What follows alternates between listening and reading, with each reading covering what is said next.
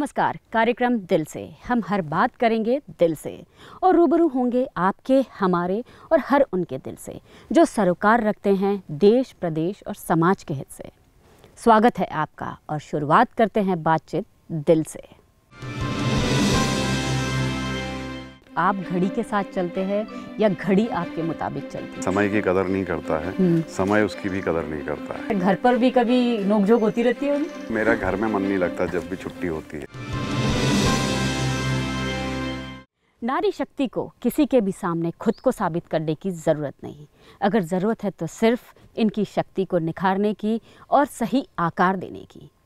महिलाओं को आजीविका की दिशा में आगे बढ़ाने के लिए सरकार द्वारा कई तरह के प्रयास किए जाते रहे हैं और इन प्रयासों को साकार रूप देने के लिए विभाग का मुखिया गंभीर रूप से काम करे तो फिर कहने ही क्या। ऐसे ही है श्री LM बेलवाल। है तो IFS यानी इंडियन फॉरेस्ट सर्विसेज से, लेकिन इनके पास कमान है मध्य प्रदेश राज्य ग्रामीण आजीविका मिशन की। हम इनसे बहुत सी बातें करेंगे और कई रोचक किस्से जानेंगे, लेकिन इसके पहले इनके अभूतपूर्व कार्यों पर एक छोटी सी फिल्म।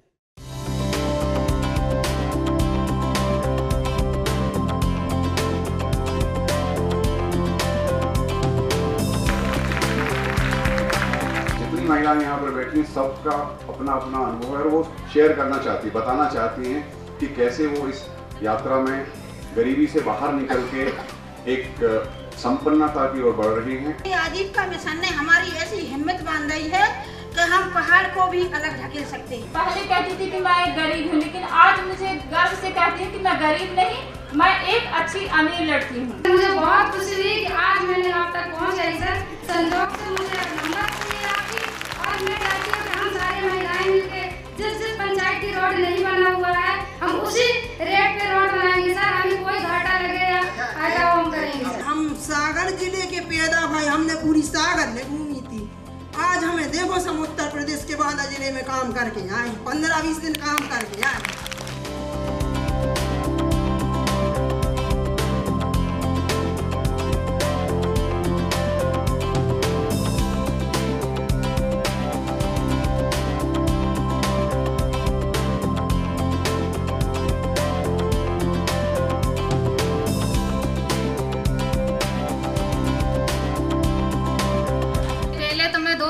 दिन के निकालती थी, लेकिन आज की स्थिति में 15,000 रुपए महीने का कमा रही हूँ। आजीविका मिशन हमारी पहचान है। जय आजीविका, जय जय आजीविका।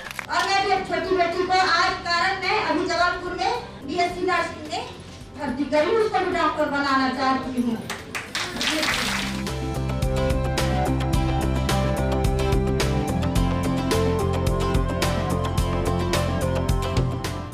कार्यक्रम में स्वागत है आपका दिल से। धन्यवाद। अगर मैं गलत नहीं हूँ तो आपकी 3/4 सर्विसेज जंगल को बचाने के लिए और ग्राम वासियों के उत्थान के लिए समर्पित रही है। अब थोड़ा सा गलत है इसमें, क्योंकि मेरी 1/3 सेवा वन विभाग में रही है और इस दौरान जंगल से जुड़े रहने के साथ साथ मैं गांव से भी, ग्रामीणों से भी जुड़ा रहा।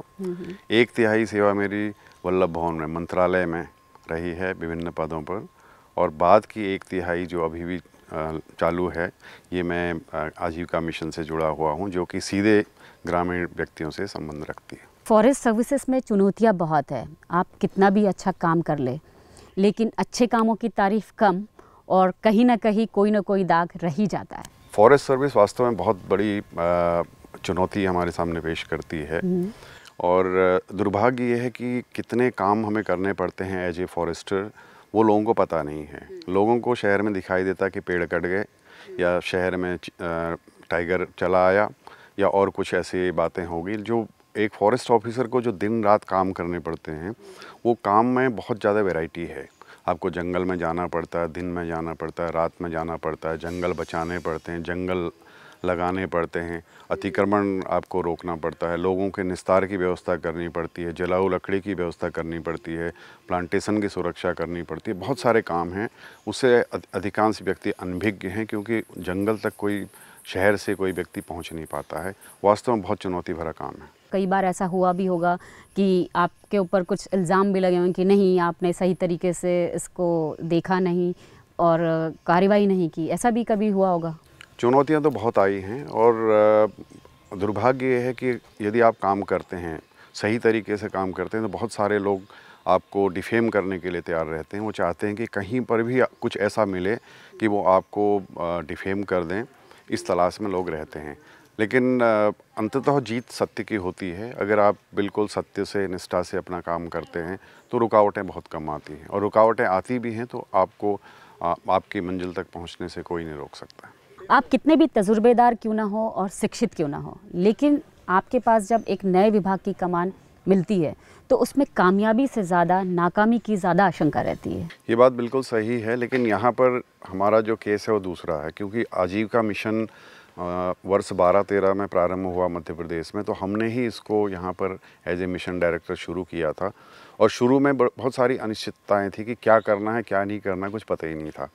तो उस हिसाब से कभी केंद्र सरकार से, कभी राज्य सरकार से, कभी दूसरे प्रदेशों से, कभी खुद अपने विवेक से हमने अपने लिए कुछ गाइडलाइंस बनाई, अपने अधीनस्थों को निर्देश दिए और एक NRLM को स्थापित करने का पूरा प्रयास किया। तो हमारी चुनौतियां शुरू में बहुत अधिक यहाँ पर थी, लेकिन धीरे धीरे समय के साथ वो सारी चुनौतियां हमने स्वीकार की और उन पर विजय पाई। जैसे आप कह रहे हैं कि आपने 12-13 में शुरू किया, लेकिन शायद इसका एक फ़ेज़ 1 और फ़ेज़ 2 भी रहा है कि फ़ेज़ 1 में आपने कुछ ज़िलों को लिया, फ़ेज़ 2 में कुछ ज़िलों को लिया, तो इसको कैसे वो मैनेज दो किया? अलग परियोजनाएं थी। एक DPIP थी जो वर्ल्ड बैंक की सहायता से 14 जिलों के कुछ गाँवों में चलाई गई थी, 4800 गाँव में, और एक MPRLP थी जो डिफिड के सहयोग से चलाई गई थी। वो लगभग 2900 गाँव में मध्य प्रदेश के चलाई गई थी। लेकिन आजीविका मिशन पूरे 52,000 गाँव में मध्य प्रदेश के चलाई जानी है। मतलब ये बहुत बड़ा अचीवमेंट है कि आपके कार्यकाल में ही ये सब इतने गांव तक आप पहुंचे हैं। शुरुआत तो शायद थोड़े से ही गांव से हुई होगी। आजीविका मिशन भी हमने प्रारंभ में प्रथम वर्ष में लगभग 3000 गाँव में शुरू किया। उसके बाद द्वितीय वर्ष में हम लगभग 7000 गाँव में पहुँचे, और आज हम पूरे प्रदेश में हमने काम करना इस वर्ष से शुरू कर दिया। गांव की महिलाओं को इससे जोड़ने के लिए भी तो आपको बहुत सी चुनौतियां फेस करनी पड़ी होगी। जैसे ग्रामीण परिवेश में होता है कि घूंघट में बाहर निकलना है, और कई बार उनको परिवार का भी विरोध सहना पड़ता होगा, तो उसको किस तरीके से टैकल किया आपने? ये अपने आप में एक बहुत कठिन काम है। जो महिलाएं हमेशा प्रारंभ से ही घरों के अंदर रही हैं, उन्होंने अपनी पहली पीढ़ी को भी देखा है कि घर के अंदर ही महिलाएं रहती हैं। उनको घर के बाहर या तो खेत में कभी कभी जाना पड़ता है या अपने नित्य कर्म के लिए जाना पड़ता है। कभी भी उनको बाहर जाने की अनुमति नहीं। शुरू में बहुत कठिनाई थी, परंतु एक बार जब वो इस बात से कन्विंस हो गए कि हम उनकी भलाई के लिए काम कर रहे हैं, तो बड़ी तेज़ी से महिलाओं ने जुड़ना शुरू किया। तो सर, ये आंकड़ा बताना शायद मुश्किल होगा कि कितनी प्रतिशत महिलाएं स्व सहायता समूह के ज़रिए आत्मनिर्भर और स्वावलंबी बनी होगी। ये हमारे लिए बिल्कुल कुछ भी मुश्किल नहीं है, क्योंकि हम पूरा डाटा अपने पास रखते हैं। डे टू डे हम बात करते हैं, यहाँ तक कि महिलाओं से दूरभाष पर भी, मेरी छुट्टियाँ होती हैं, मैं महिलाओं से गांव में बात करता हूँ। मेरे लिए हज़ारों फ़ोन महिलाओं के आते हैं कि उन्होंने क्या काम किया है, क्या अच्छा किया है, अपना सुख अपना दुख वो हमारे साथ शेयर करते हैं। मैं आपके प्रश्न पर आता हूँ। लगभग 26 लाख महिलाएँ, अगर एग्जैक्ट कहें तो 25,68,000 महिलाएँ कल तक हमारे साथ जुड़ चुकी हैं स्व सहायता समूहों में, और इनमें से 6 महीने से ज़्यादा जिन महिलाओं को समूहों से जुड़ा हुआ हो गया है वो लगभग 21,50,000 हैं। और इन 21,50,000 महिलाओं ने किसी ने अपने को समूहों से जोड़ने के बाद अब कुछ न कुछ गतिविधियां करना शुरू किया है, और वित्तीय लेन देन करना उन्होंने शुरू किया, और एक अनुशासन उनमें आ गया है। और इनमें से ये भी आपको बताना चाहूँगा कि 14,56,000 महिलाएं ऐसी हैं जिनकी आजीविका सुदृढ़ हो गई है, जो आज किसी दूसरे पर अपने रोज़मर्रा की ज़रूरतों के लिए अब आश्रित नहीं है। कहने का मतलब ये हुआ कि उन्हें नई दिशा मिल गई है और आगे बढ़ना शुरू कर दिया है उन्होंने। हमने उनको एक और जिम्मेदारी अभी सौंपी है। ऐसी महिलाएं जो महिलाएं सबसे आगे आई हैं, जिनकी आजीविका सबसे सुदृढ़ है, हमने उनको ये जवाबदारी सौंपी है कि जो समाज में सबसे गरीब महिलाएं हैं, जो अभी इस आंदोलन में सक्रियता से नहीं जुड़ पाई हैं, उनकी मदद करें और उनको भी आगे लाएं, ताकि समान रूप से सभी लोगों की आजीविका सुदृढ़ हो। मैंने ये भी देखा है कि ये महिलाएं बहुत अच्छी वक्ता भी हो गई, तो कोई ऐसा उदाहरण बताएं? हर जिले में हर गांव में ऐसी महिलाएं हैं जो जिनमें लीडरशिप क्वालिटीज़ हैं और जो कभी घर से बाहर नहीं निकली थी, खुद बताती हैं और आज इतना अच्छा बोलती हैं। मैं कल का ही उदाहरण आपको बताता हूँ। कल रीवा से मेरे को एक फ़ोन आया था और उस महिला का नाम है रेशमा। तो मुझे बड़ी खुशी हुई, सुखद आश्चर्य हुआ। उसने मुझसे ये कहा कि मिशन से जुड़ने के बाद ही हमारा अस्तित्व हमें पता चला है, पहले हमें कोई नहीं पहचानता था। और मिशन, उसने मुझसे कहा, पर्सनल मेरे लिए बहुत बड़ा रिमार्क है कि हमारे पिताजी ने हमको पैदा करके छोड़ दिया था और हमको कुछ हाथ में दिया नहीं, लेकिन आप एक ऐसे व्यक्ति हैं कि आपके कारण, आपके मार्गदर्शन में, आजीविका के कारण आज हमको पता है हम कौन हैं, हम कहाँ हैं, हमारा सम्मान समाज में बड़ा है और हर व्यक्ति जो हमें पहले बाई बोलता था आज हमें मैडम बोलता है। वाह, बड़ा अचीवमेंट है सर। और ये भी है कि जो ये महिलाएं दूसरी महिलाओं के लिए रोल मॉडल बनी है, तो क्या इनके लिए सरकार में कोई वैकल्पिक व्यवस्था है कि उन्हें कोई सरकारी नौकरी मिल जाए? और क्या आप ऐसा समझते हैं कि वाकई इन्हें सरकारी नौकरी की व्यवस्था होनी चाहिए? इसके बारे में आपका क्या कहना है? हमने मिशन में प्रारंभ से ही महिलाओं के बात बताई कि नौकरी नहीं करनी, हम नौकर नहीं बनना है, हम उनको मालिक बना रहे हैं। एक एक महिला 4-4, 5-5 गतिविधियां कर रही हैं, महीने में 20,000, 25,000, 40,000 रुपया कमा रही हैं। उनको फिर किसी के अंदर हम नहीं चाहते कि वो नौकरी करें, क्योंकि नौकरी करने वाला व्यक्ति पराधीन होता है, दूसरे के नियमों से बंधा होता है, उसमें से हम भी हैं। तो इसलिए हम उनको कभी ये स्वप्न नहीं दिखाते हैं कि वो नौकरी करें। हाँ, ये ज़रूर है कि उन महिलाओं की कुछ पढ़ी लिखी बच्चियाँ अभी इधर उधर उनकी नौकरी लगने लगी है। आपकी ये बातें सुनकर मुझे लग रहा है कि आपका विभाग बहुत अच्छा काम कर रहा है और सबसे बड़ी बात यह है कि आपकी लीडरशिप में काम कर रहा है। मेरे को तो अवसर मिला है, हर व्यक्ति को ये अवसर नहीं मिलता है और काफ़ी लंबे समय तक ये अवसर मिला है। मैंने तो अवसर का लाभ उठाया है और मुझे जो करना चाहिए था वो मैंने किया है। लेकिन मुझे इस बात की बहुत तसल्ली है कि जो एक परिवर्तन मध्य प्रदेश के ग्रामीण परिवेश में आ रहा है उसे अभी लोग नोटिस नहीं कर पा रहे हैं। एक क्रांति है, एक अंडर करेंट है जो कंप्लीट सोशियो इकोनॉमिक, सामाजिक आर्थिक क्रांति है। न सिर्फ महिलाएं पैसा कमा रही हैं बल्कि उनके रोज़मर्रा के व्यवहार में भी बहुत ज़्यादा परिवर्तन आया है। मैंने आजीविका मिशन में सिर्फ ये नहीं बताते हैं कि आप पैसा कैसे कमाना है, हम उनको नैतिक शिक्षा भी सिखाते हैं और बहुत बड़ा प्रभाव होता है उसका और बहुत अच्छा वो लोग सीखने को तैयार हैं। हम उनको ये बताते हैं कि ज़्यादा शक्कर नहीं खानी चाहिए, डायबिटीज़ होती है उससे, वो मानते हैं और तो इसलिए कम शक्कर आप खाइए। हम ये सिखाते हैं कि जब लड़की आपके ससुराल जाती है तो वहाँ पर जाके उसको अपने सास ससुर के पैर छूने चाहिए सुबह और शाम, उससे आशीर्वाद मिलेगा उनको और बहुत अच्छा कल्चर होगा। संस्कार, संस्कृति, सभ्यता, ऐसी कोई चीज़ नहीं है जो हम उनको नहीं बताते हैं और उससे हमको बहुत तसल्ली मिलती है। हालांकि हमारे कहीं पर लिखा नहीं कि ये सब हमको बताना है, लेकिन हम समझते हैं कि इतनी बड़ी अपॉर्चुनिटी मिली है, इतना बड़ा अवसर मिला है, इतना बड़ा उत्तरदायित्व मिला है, तो एक पूरा चेंज, एक जो आना चाहिए, जो परिवर्तन आना चाहिए अच्छाई की ओर, वो परिवर्तन में हम भी एक हिस्सा बने।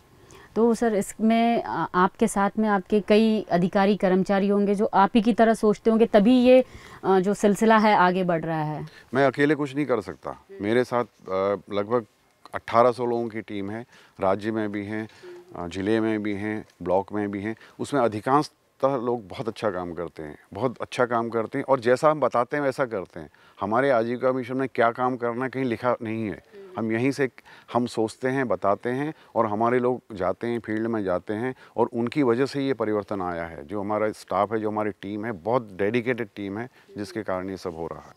अभी चर्चा बहुत बाकी है, बहुत कुछ इनसे जानना है, लेकिन परंपराओं के अनुसार ब्रेक लेना भी ज़रूरी है।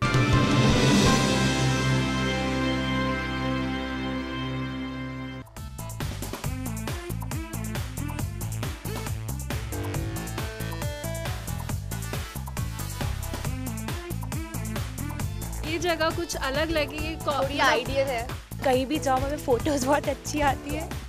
मुझे सबसे अच्छा लगा गेम जो म्यूजिकल रेस है। एक ही प्लेस पे आप वॉलीबॉल भी कर रहे हो, आप ट्रैकिंग भी कर रहे हो, आप पूल में भी हो, मतलब आपको सब कुछ मिल रहा है। स्नूकर, गेम्स, स्पोर्ट्स, म्यूजिक, झूले वगैरह, गार्डन, बेड्स और लाइट्स वगैरह, डेकोरेशन, वो बहुत अमेजिंग है, मतलब बहुत यूनिक है। अभी तक तो सिर्फ मूवीज़ में देखा था, फर्स्ट टाइम एक्सपीरियंस है। तो ऐसा लगता है कि नेचर के हम पास आ गए हैं, इतनी प्यारी लगती है। जहाँ पे इतनी सारी एडवेंचर स्पोर्ट्स एक्टिविटी है, जहाँ पे बर्ड वाचिंग का ऑप्शन है। She's a bird that I saw in my whole life. I didn't saw that, and it was a good experience for me. Adventurous camp जैसा ये, और एनसीसी वालों को हर चीज़ है यहाँ पे। जहाँ पे पीछे जस्ट डैम है, जहाँ पे एक साइट सीइंग पॉइंट है, तो वो सारी चीज़ें एक पेक्युलर बनाती है महुआ हाउस को। बहुआ एंड द अरेंजमेंट जो यहाँ पर हमें मिला इस हाउस में, it was wonderful. Really I enjoyed a lot, बहुत ही अच्छा था एंड इनकी होस्टिंग तो लाजवाब हमेशा ही। हमारे लोकल फूड होते हैं वो कल्चर के हिसाब से हम फूड प्रिपेयर कराते हैं ताकि वो जो लोग आएँ तो हमारे कल्चर को भी एंजॉय कर सकें। फुल ऑफ महुआ, महुआ के पेड़ के बीच में, इसीलिए नाम इसका महुआ हाउस रखा गया।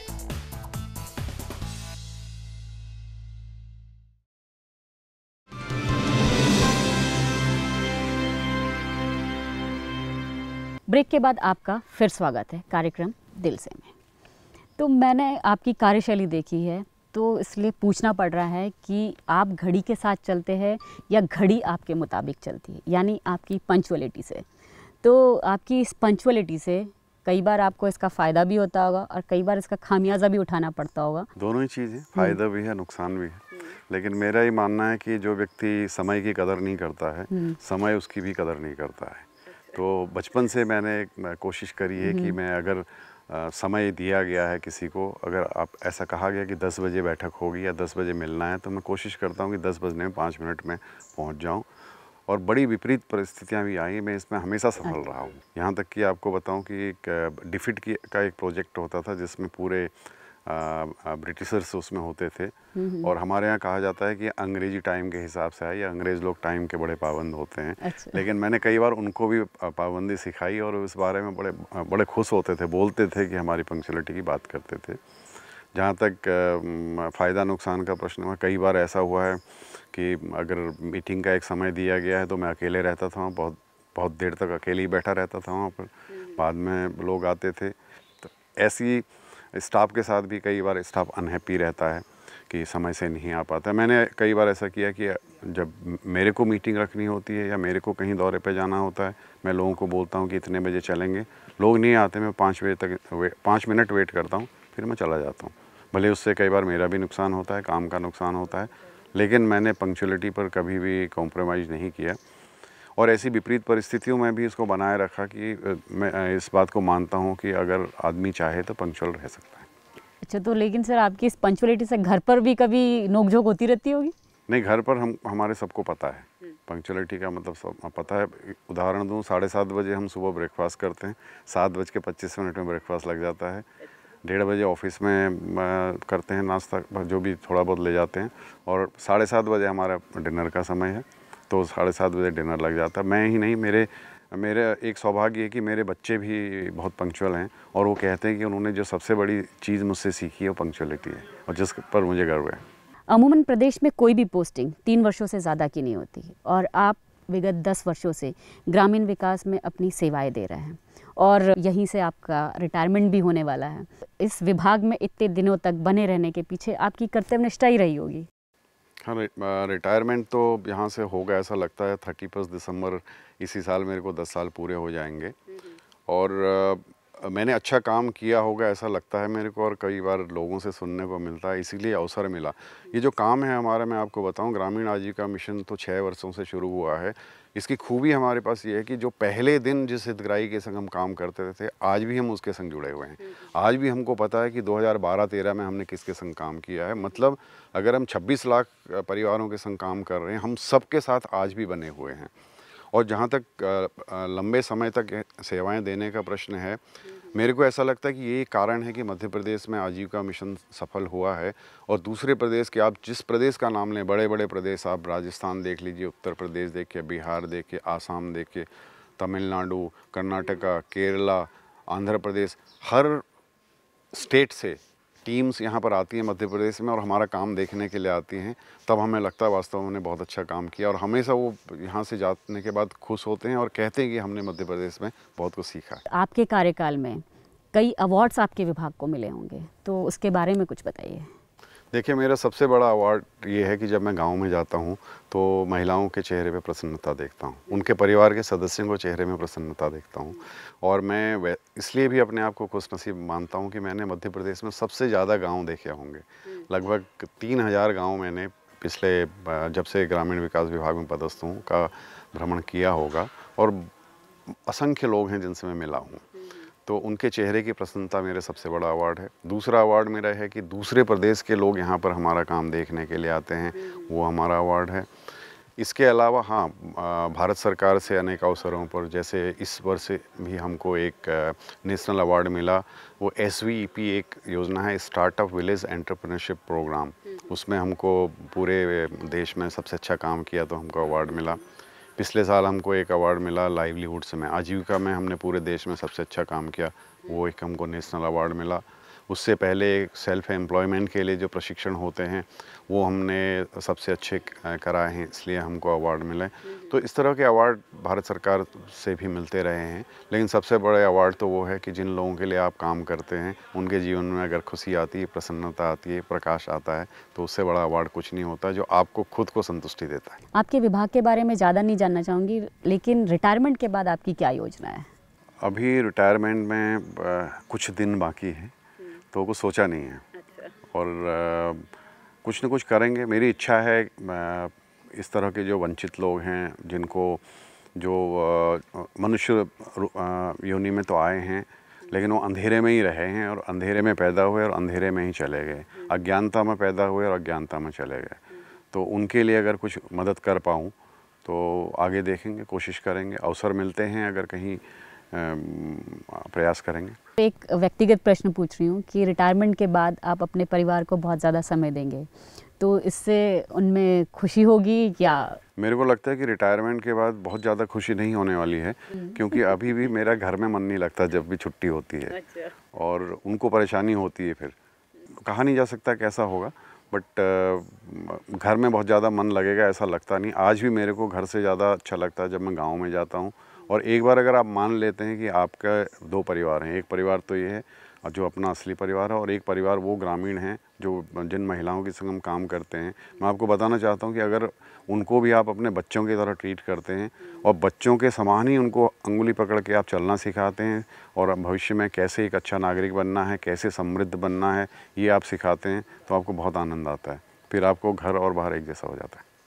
तो मतलब आप अपना जो ज़्यादा से ज़्यादा समय है आप चाहते हैं कि काम करते रहें, वो भी अगर ऐसे लोगों के बीच काम करें जिन्हें आपकी ज़रूरत है, जिन्हें एक दिशा देने की ज़रूरत है, उनके साथ अगर काम करेंगे तो जीवन ज़रूर सफल मुझे ऐसा लगता है कि मेरा परिवार भी इसमें साथ देगा, क्योंकि अभी जो उनका भी बहुत बड़ा त्याग रहा है कि उन्होंने उनके समय की कीमत पर मैंने बहुत सारे काम किए हैं।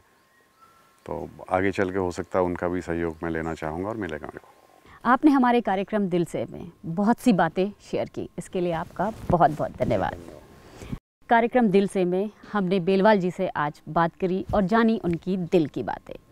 अगर इनकी तरह हर अधिकारी, हर विभाग का मुखिया कर्मठ और जुझारू हो तो विभाग के विकास के साथ साथ देश और प्रदेश का भी विकास होगा। तो अब अगले एपिसोड में हम ऐसे ही किसी कर्मठ अधिकारी से बात करेंगे और कार्यक्रम दिल से में जानेंगे उनकी दिल की बात। तो अब अगले हफ्ते आपसे फिर मुलाकात होगी, तब तक मुझे और मेरी पूरी टीम को दीजिए इजाज़त। नमस्कार।